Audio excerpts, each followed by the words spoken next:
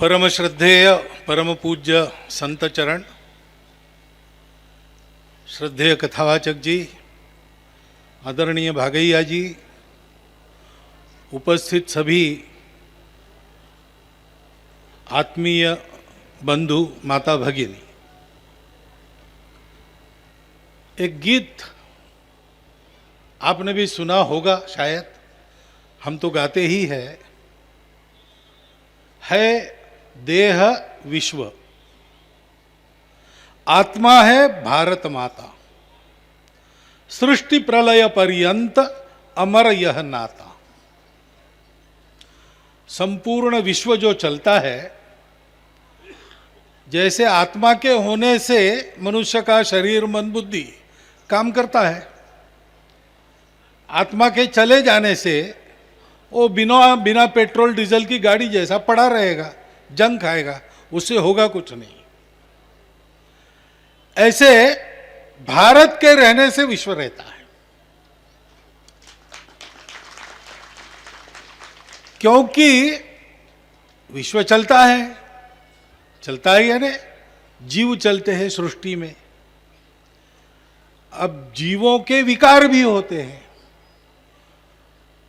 उनकी वासनाएं होती है, उसके पीछे भागते भागते वो रास्ता छोड़ देते हैं, और रास्ता छोड़ देंगे तो गड्ढा ही गड्ढा है।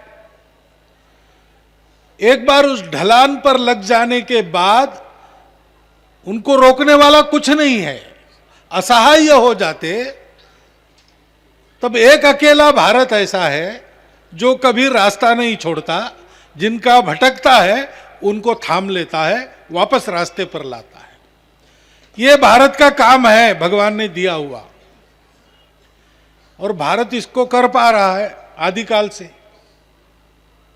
क्यों कर पा रहा है? क्योंकि भारत में इसको भूला नहीं जाता है। दिखने वाली दुनिया के पीछे क्या है? धर्म है। धर्म से चलते हैं तो अर्थ काम दोनों सिद्ध हो जाते हैं, पेट पानी भी चलता है, फलने फूलने की आकांक्षाएं हमारी सफल हो जाती है, लेकिन एक मर्यादा में रहना पड़ता है धर्म की। इसलिए व्यास मुनि ने कहा, महाभारत के अंत में 5 श्लोक है, उसको भारत सावित्री कहते हैं। उनके कहने का सार उसमें, महाभारत का सार एक तरह से उसमें है।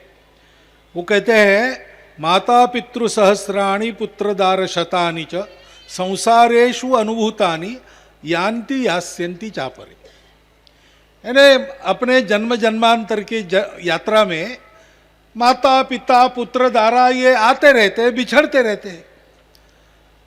सागर में जैसे और 2 लकड़ियां बहती आती है, टकराती है, क्षण भर साथ रहती है, दूसरी लहर उनको बिछोड़ देती है। ऐसा होते रहता है। हर्षस्थान सहस्राणि भयस्थान शतानि च दिवसे दिवसे मूढ़म आविशंति न पंडिता। जीवन सुख दुख का धूपछाव का खेल है, चलते रहता है, लेकिन उससे जानकार लोग मोहित नहीं होते। क्यों? क्योंकि वो कहते हैं, न जातु कामान न भयान न लोभान धर्म त्यजेत जीवितस्यापि हेतु। लोभ से, मोह से, प्राण से धर्म को मत छोड़ो, प्राणों के लिए भी मत छोड़ो, धर्म पर मरो, धर्म के लिए मरो, मरने के डर से धर्म मत छोड़ो। क्योंकि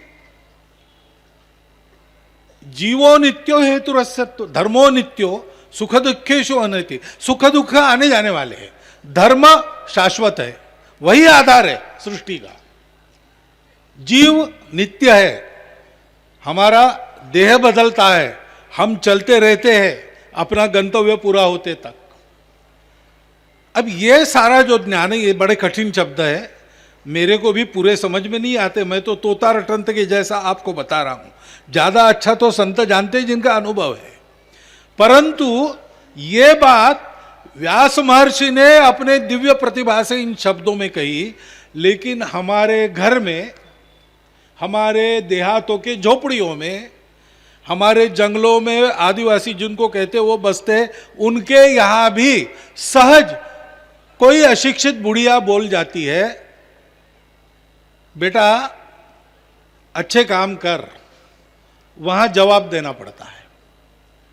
ये वही है जो व्यास महर्षि ने 5 श्लोकों में कहा। वो हमारे देहात की जो अनपढ़ बुढ़िया है वो भी बताती, वहां जवाब देना पड़ता है। वो वहां वाला हम भूलते नहीं, हमको भुलाने के बहुत प्रयास हुए। अभी महाराज जी ने उल्लेख किया राक्षस। वो राक्षस क्या थे? राक्षस यही थे। राक्षस देव मनुष्य इनमें फर्क नहीं है, दिखने के लिए वही लोग हैं, लेकिन देव मन को भूल जाते हैं। वो अमन है, उनका मन नहीं होता, इसलिए बड़े निर्विकार होकर सारी बातें करते हैं। गलती भी करते हैं, भुगतते भी है, गलती करने वालों को भुगताते भी है, लेकिन फिर वापस अपनी स्थिति में आ जाते। दया माया, ऐसा दया है लेकिन मोह नहीं, मन ही नहीं है उनका। मनुष्य को मन है, मन है इसलिए उसके पास करुणा है। देवों के पास करुणा नहीं है, वो नियम से चलते हैं, जैसा नियम है वैसा होगा। मनुष्य को करुणा है, इसलिए मनुष्य रूप में अवतार लेकर श्री भगवान हम सबको अपनी करुणा, अपना प्रेम देते हैं। वहां से दे भी सकते हैं, दिव्य शक्ति है, लेकिन यहां आके मनुष्य शरीर में उसका जो आनंद है, जिसकी बात कही रसिक, अध्यात्म में जो रस है वही भगवान है। वो रस बांटने के लिए वो आते हैं। और राक्षस होते हैं वो इन सब बातों पर विश्वास नहीं करते। वो कहते हैं मरने के बाद किसने दिखाया क्या होता है, भस्मीभूतस्य देहस्य पुनरागमनं कुतः। ये सारी कथाएं वगैरह जो है ना, वो धूर्त भांड निशाचर लोगों ने रची है, ऐसा वो कहते हैं। और जीवन में उपभोग को सर्वस्व मानते हैं। अपने उपभोग के लिए दूसरों को मारने काटने में भी उनको कोई परहेज नहीं है। ऐसे वृत्ति के लोग राक्षस है। वो राक्षस पहले भी थे, आज भी है। उनसे मनुष्य बचता है उसकी कृपा से। वो राक्षस वहां बताना है, वहां जवाब देना पड़ेगा, इस पर विश्वास नहीं रखते, इसलिए दुष्कर्मों में उनकी प्रवृत्ति होती है, उनको कुछ नहीं लगता। मनुष्य को लज्जा रहती है, मनुष्य को लज्जा रहती है। बुरे काम करता नहीं मनुष्य, ऐसा थोड़ी है। शराब पीने वाले तो है ही, बहुत लोग हैं, शराब में दूध मिल जाते रास्ते के, लेकिन इतने दिनों से शराब चल रही है, दुनिया में सारे चल रही है। अमृत मंथन से ही उत्पत्ति उसकी भी है, सागर मंथन से, एक रत्न वो भी है, इसलिए है। लेकिन आप सागर पार जाओगे पश्चिम के देशों में तो शराब को प्रतिष्ठा है। हमारे यहां शराब लोग पीते हैं, लेकिन 4 लोगों में मुझ पर ताव देकर मैं शराब पीता हूं ऐसा नहीं कहते, क्योंकि वो पाप है, वहां जवाब देना पड़ेगा। हो गया, ये मेरी दुर्बलता है, लेकिन ये अच्छा नहीं है। ये हम लोग याद रखते, और कैसे याद रखते हैं? क्योंकि जिनके जीवन के कारण ये बातें हमारे देश में आई। ये वहां जवाब देने वाली बात तो बड़ी कठिन है, बोलना आसान है, करके दिखाना पड़ता है। जिन्होंने करके दिखाया वो 2 प्रकार के लोग हैं। एक है भगवान के अवतार, वो इसीलिए नीचे आते हैं, परित्राणाय साधूनाम विनाशाय च दुष्कृताम धर्म संस्थापनार्थाय। अब धर्म की संस्थापना क्या होती है? पुस्तकों की संस्थापना धर्म की संस्थापना नहीं है। धर्म तो आचारात प्रभवो धर्म, आचरण से धर्म का प्रभाव होता है। इसलिए धर्म स्थापना करने वाले स्वयं उनके समय की जो परिस्थिति है उसमें धर्मपल चलकर दिखाते हैं। भगवान राम के लिए बड़ा आसान था जी, बड़ा आसान था।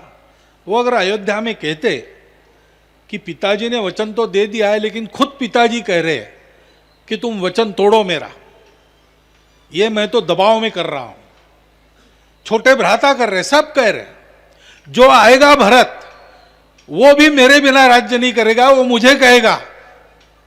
तो सबकी अनुमति है, समाज की अनुमति है।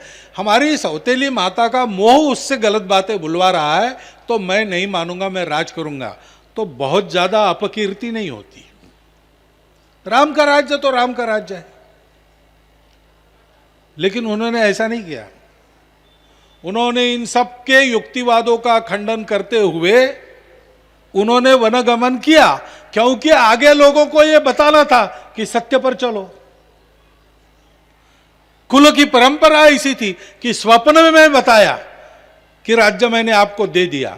एक सपना, आप किसी को क्या है उसका क्या है, किसी को कुछ भी सपना आता है, दिन में भी सपने देखने वाले लोग होते। लेकिन यह सपना देखा, सुबह महर्षि आ गए, बक्सर वाले ही थे, परीक्षा ली उन्होंने, राजा ठीक है कि नहीं, धर्म पर चलता है कि नहीं, कहा सपने में दे दिया, लाओ, दे दिया। कितनी कठिन परीक्षाएं दी और सत्यवचन सिद्ध हुए राजा हरिश्चंद्र उनके कुल में। इसलिए भगवान राम को विग्रहवान धर्म कहते हैं। धर्म का जो लिखा है, धर्म का जो हमने सुना है, उसकी प्रत्यक्ष मूर्ति कौन सी है? श्री राम है।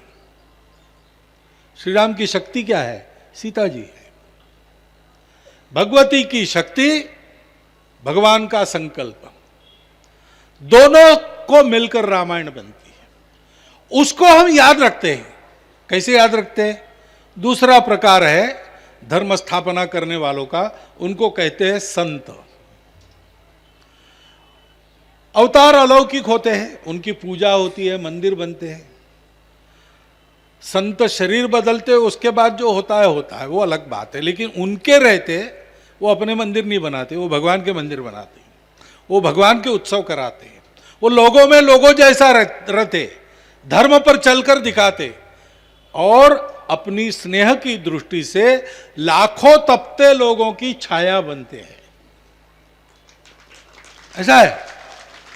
ज्ञानेश्वर महाराज एक संत हो गए, उन्होंने वर्णन किया है संतों का, जो चंद्रमा है लेकिन उन पर कलंक नहीं है। चंद्रमा पर कलंक होता है, चंद्रमा जैसे शीतल है, कलंक नहीं है। जो मार्तंड है, सूर्य है, लेकिन सूर्य जैसे प्रकाश देते हैं, तापते नहीं है, उनका ताप नहीं है। मार्तंड जे तापहीन, जो सबके लिए हमेशा उनके अपने और सज्जन होते हैं। और इनके हम में रहकर काम करने के चलते हम लोग 8000 साल 9000 साल, आज के लोग कहते हैं, हमारे कालगणना में तो 17.5-18 लाख वर्ष पूर्व की हमारे युग की, त्रेता युग की गणना है। इतने पुराने श्री राम के चरित्र को हम आज भी जीते हैं।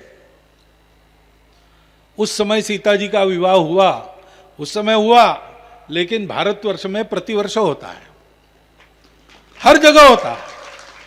प्रतिवर्ष राम जन्मते, क्योंकि वास्तव में इन स्मृतियों की रक्षा करते करते हमारे यहां राम जैसे अन्य लोग भी जन्म लेते हैं, श्री राम की कृपा से ही। तो वो जो चली है परंपरा, वो कभी हमारे यहां खंडित नहीं हुई।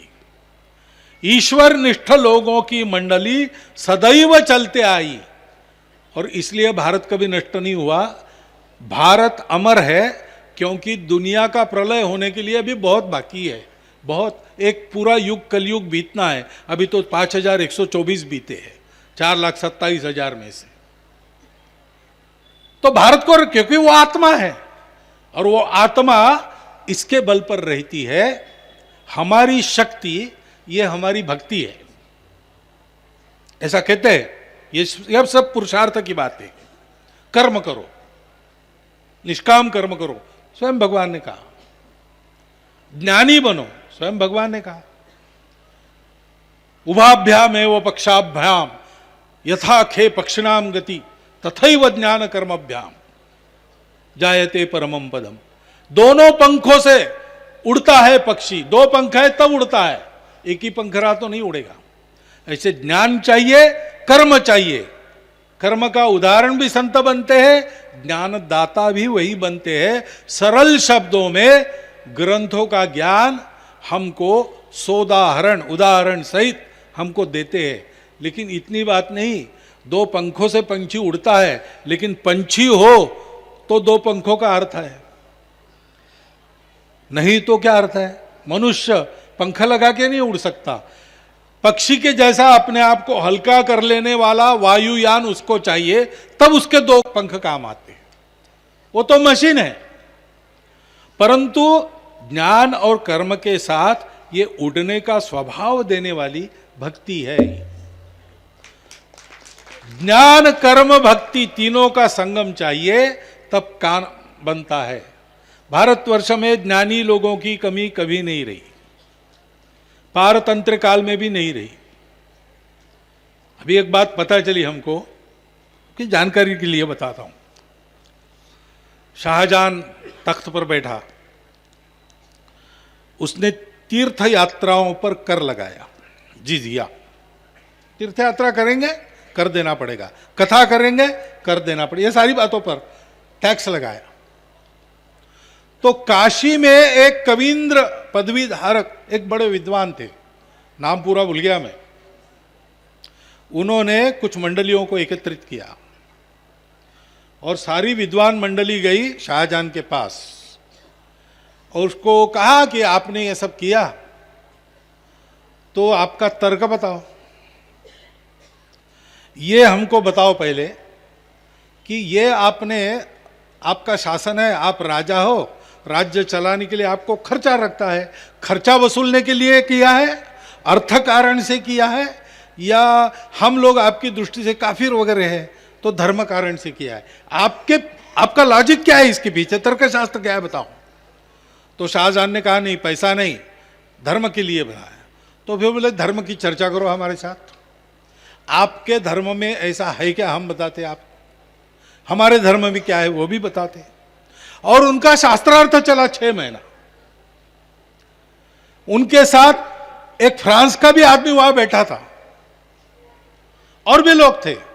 6 महीने के शास्त्रार्थ के बाद शाहजहां के विद्वान, शाहजहां स्वयं हार गया और वो कर वापिस लिया गया।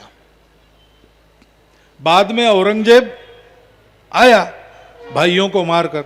उसी शास्त्रार्थ का परिणाम है कि दारा शिकोह ने पहली बार उपनिषदों की वाणी सुनी और फिर उसने फारसी में उपनिषदों का भाषांतर, रामायण का, गीता का, महाभारत का भाषांतर फारसी में इन विद्वानों के देखरेख में करवाया। ज्ञान हमारे यहां कभी कम नहीं था।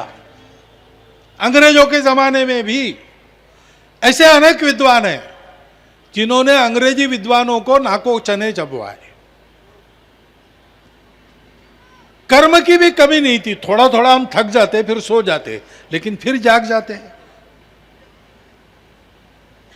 कितने लोग आए, शक, हूण, यवन, कुषाण, मुगल, तुर्क, अफगान, बाद में ब्रिटिश, डच, फ्रेंच, सब आए हमको जीतने के लिए। सबकी जगत विजय करने की महत्वाकांक्षा भारत में आके विलुप्त हो गई। भारत को जीतने वाले भारत में आकर समाप्त हो गए। उनकी महत्वाकांक्षा, उनकी राक्षसी वृत्ति चली गई। यह हुआ है क्योंकि बार बार पुरुषार्थ हुआ है। ब्रिटिशों के साम्राज्य पर सूर्यास्त नहीं होता था ऐसा कहते थे, उनके साम्राज्य का अस्त भारत से ही शुरू हुआ है। अब कहां है? कहीं नहीं है। हम पर राज करते थे, अब एक भारतीय मूल का ऋषि सुनक वहां राज करता है। तो हमारे यहां कर्म की भी कोई कमी नहीं है। भक्ति का प्रवाह अखंड है, जैसे ये गंगा बह रही, वो कभी अपवित्र नहीं होती। महाराज जी ने कहा कभी भी मलिन न पड़ने वाली भक्ति की धारा नित्य प्रवाहित है। उसके चलते हम थक जाते, सो जाते हैं, जाग भी जाते हैं। हम सो जाते हैं, मरते नहीं, फिर से जागते हैं और नया कर्म, नया पुरुषार्थ लेकर खड़े होते हैं। यह प्रताप किसका है? उस भक्ति का है। ये भक्ति हमारी शक्ति बनती है। उसमें अद्भुत शक्ति है भक्ति में, हम तो जानते हैं, क्योंकि भक्ति यानी जुड़ना। तो आप कहां जुड़ते इस पर निर्भर है। अगर मेरे पास टॉर्च है, उसमें बैटरी है, तो बैटरी में जुड़कर टॉर्च प्रकाशित होता है, शक्ति वहां से मिलती है। लेकिन बैटरी की शक्ति लिमिटेड है, वो डाउन हो जाती है। फिर ऐसे उपकरण हैं जो बार बार चार्ज करने पड़ते हैं। लेकिन मान लीजिए आप दुनिया में जितनी बिजली है अनेक रूपों में, साक्षात पूरा उसके साथ जुड़ गए तो आपको बिजली की कभी कमी नहीं पड़ेगी। इसे भक्ति सीधा जोड़ती है वहां पे। भक्ति यानी जुड़ना। हमारा ज्ञान और हमारा कर्म उस भक्ति से जुड़ता है तो उसको शक्ति तो मिलती है, उसको पवित्रता मिलती है। जैसे भगवान से हाथों मारे जाने पर भी राक्षसों को परम गति प्राप्त हुई, उनका पुनर्जन्म टल गया। राक्षस थे, एक ही कारण था मुक्त होने का, भगवान के हाथों मरे। वैसे हमारे ज्ञान में कुछ विकृति भी होगी, हमारे कर्म में कुछ उल्टापन भी होगा, लेकिन जब वहां जुड़ जाते सब सीधा हो जाता है, सब सुकृत बन जाता है। सारे प्रारब्ध को भस्म करके भगवान हमको अपने साथ ले जाते, वो भक्ति है। उस भक्ति के साथ जुड़ते तो बहुत बड़ी शक्ति है। अब एक किस्सा सुनाता हूं, चलता है। समर्थ रामदास स्वामी श्री राम के भक्ति का प्रचार करते थे, समाज को जगाते थे। उनके प्रवचन में एक बार एक किसान, अकाल में उसके घर के सब लोग उसके बचपन में ही मर गए थे। छोटा सा जमीन का टुकड़ा था, अकेला ही था, खेती करता था, पेट भरता था, बाकी कुछ था नहीं कोई दुनिया में, किसके लिए जिए। लेकिन आत्महत्या तो नहीं करनी है, इसलिए जीता था। उनके प्रवचन में आ गया, उसकी एकदम रामदास स्वामी के प्रति भक्ति हो गई। प्रवचन हो गया, उसने कहा महाराज जी अब मैं आपके साथ आता हूँ, आप जो कहेंगे वो करूँगा, जैसी सेवा चाहिए लीजिए, मुझे अब वापस उस संसार में नहीं जाना। रामदास स्वामी ने कहा चलो। जवान था, ताकतवर था। तो एक सज्जनगढ़ था, उनका स्थान किला है ऊपर पहाड़ पर। उस समय वहाँ ऊपर पानी नहीं था, नीचे से नदी है, कृष्णा नदी बहती है पहाड़ के नीचे, वहाँ से पानी भरकर लाना पड़ता था। तो उसको ये काम दे दिया। पढ़ा लिखा कुछ नहीं, शास्त्र जानता नहीं, कुछ मालूम नहीं, ज्ञान नहीं, पुराण मालूम नहीं, वेदों के वचन मालूम नहीं, योग याग तप अष्टांग साधन व्रत दान तप कुछ मालूम नहीं, बस एक भाव है, भक्ति है। रामदास स्वामी तो रोज वो लाता था, सब पानी भर के लाता था। 8 दिन के बाद वो आ गया, महाराज जी मैं ये परिश्रम करता हूँ ना, बहुत नींद आती है, एक आध बार मर जाऊंगा मैं नींद में ही, ऐसा लगता है, इसलिए आज ही आपको नमस्कार कर लेता हूँ। जाते समय मालूम नहीं मृत्यु फुर्सत देता है कि नहीं। रामदास ने क्या हो गया भाई, तुम मरने की बातें क्यों कर रहे हो? तो बोले अब क्या करूँ, आप लोग तपस्वी है, कहीं जाते वाते हैं नहीं, यहाँ बढ़ के ध्यान करते नहीं तो ग्रंथ पढ़ते हैं, तो आपको वो भात का पानी रोज आप पीते उतना चल जाता है, मुझे वो नीचे जाके आपके लिए पानी भर के लाना पड़ता है, मैं वो भात का पानी पी के कितना दिन जिंदा रहूँगा। हाँ, रामदास ने कहा तुम्हारी बात ठीक है। भंडारी को जाके बताया कि इसको रोज 1 सेर गुड़ 1 सेर चना दे दो। अब वो खाने लगा, अच्छा होने लगा।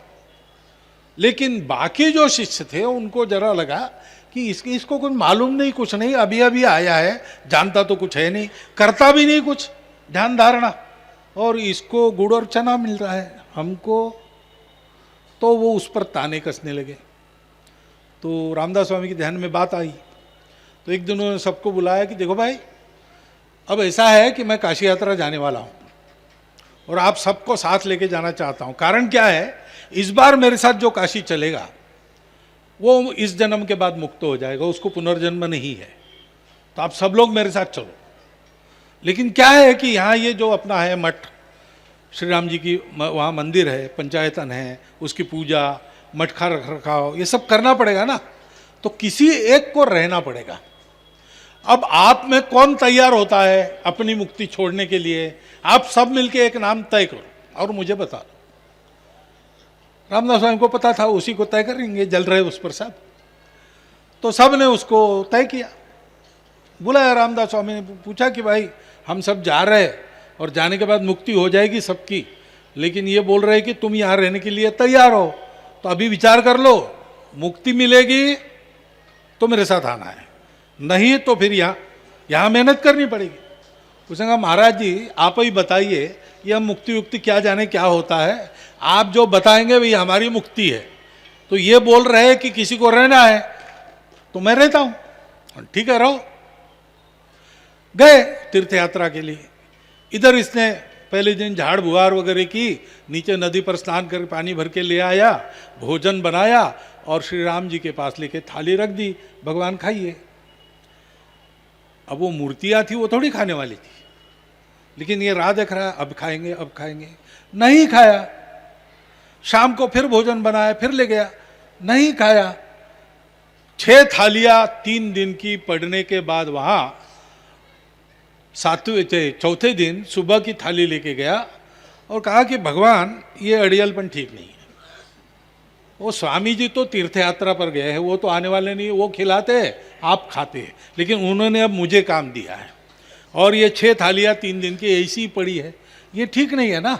मुझे काम दिया है तो आपको आना चाहिए, भोजन करना चाहिए। अब मैं भी नहीं खा रहा हूँ क्योंकि आपको भोग लगाए बिना मुझे खाने की आज्ञा नहीं। अब मैं मर जाऊंगा तो ये भी चला जाएगा और स्वामी जी वापस आएंगे, आपको बताना पड़ेगा क्यों ऐसा हुआ, नहीं तो फिर मैं ऐसा करता हूं, सर फोड़ के ही अभी प्राण दे देता हूं। तो भगवान ने कहा ये अड़ियल आदमी कुछ समझता जाता नहीं, सचमुच यहां ऐसा कर लेगा, तो इसलिए वो प्रकट हो गए, उन्होंने भोजन खा लिया। फिर रोज ऐसा शुरू हुआ, सुबह शाम भोजन बना के आए, खिलाए, गपशप करें, उसको तो कोई लिहाज नहीं है, उसकी एक ही श्रद्धा है रामदास स्वामी, लेकिन उसके भाव पर भगवान प्रसन्न है और इसलिए उसके लाड़ कर रहे हैं, उसकी चल रही वहां पर। तो गपशप करता था। तो एक दिन उसने कहा कि मैं ये सूखी रोटी वगैरह बनाता हूं, आपको बड़ी अरुचि लगती होगी ना, आपको अयोध्या में सीता जी के हाथ का खाने का है आदत, लेकिन अब क्या, यानी यहाँ तो दूसरा कोई है नहीं, अगर इतनी मेहनत मैं करता हूँ, सब झाड़ बुहार चौकीदारी पानी सब मैं करता हूँ, अगर इन्होंने भोजन बनाया सीता जी ने तो आपको भी 4 कौर अच्छे मिलेंगे, मुझे भी थोड़ा बहुत प्रसाद का लाभ होगा।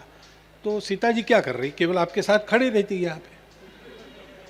तो मान लिया, क्योंकि फिर सर फोड़ के जान देगा तो फिर मुश्किल है ना, तो इसलिए सीता जी ने मान लिया।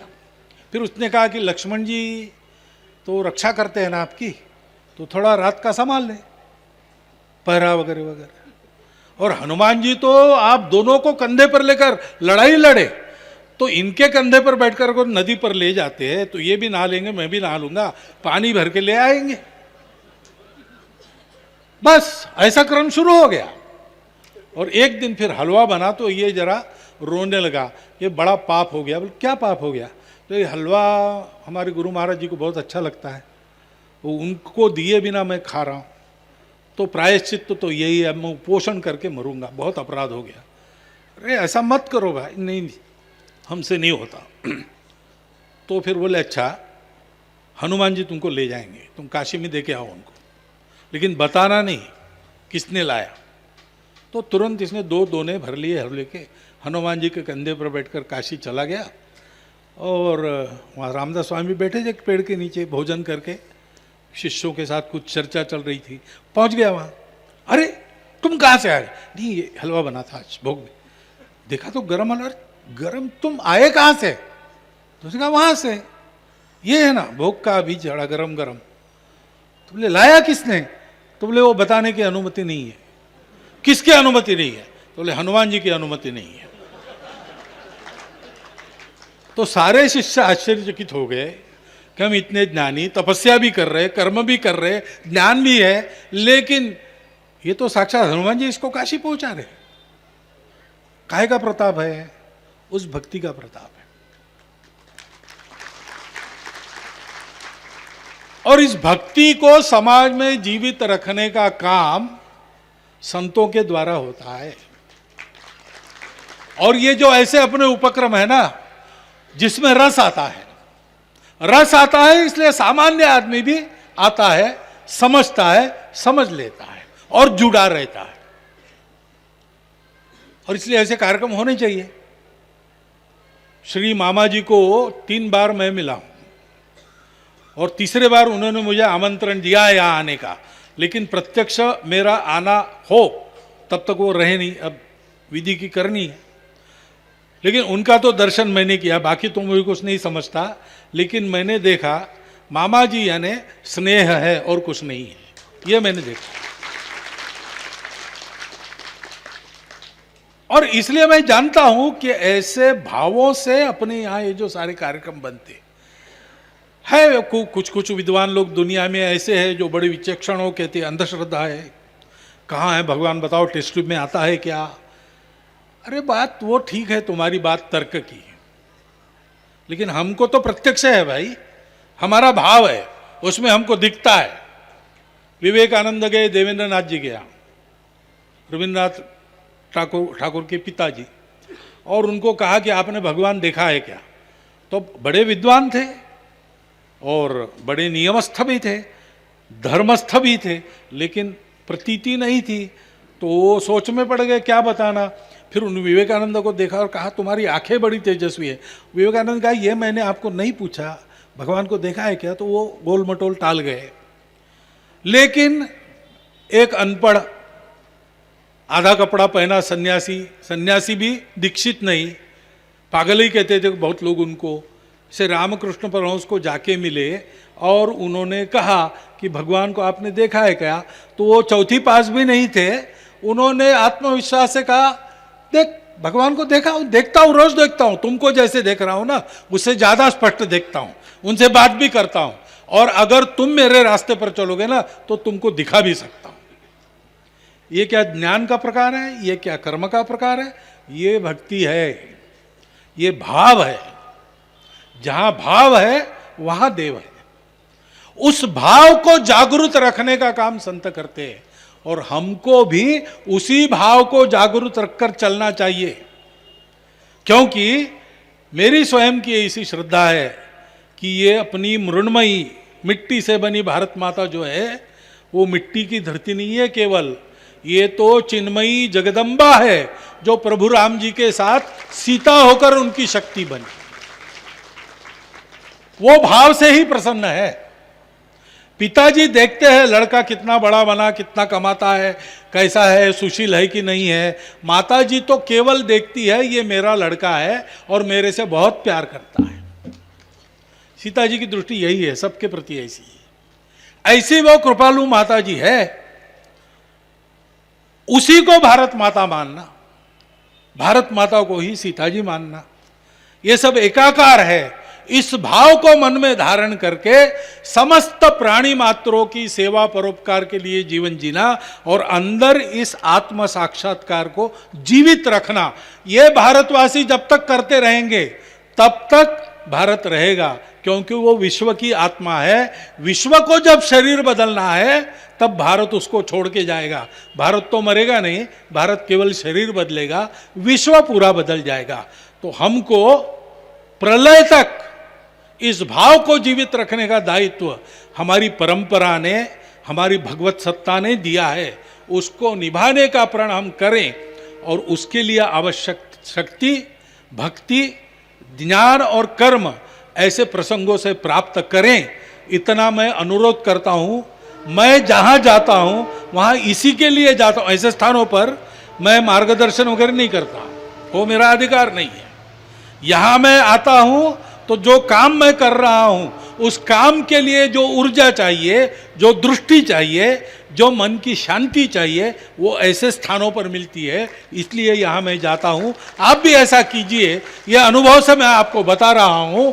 इतना एक अनुरोध आपके सामने रखता हूँ और आप सभी को धन्यवाद और संत चरणों में पुनः एक बार नमस्कार करते हुए मेरे 4 शब्द समाप्त करता हूँ।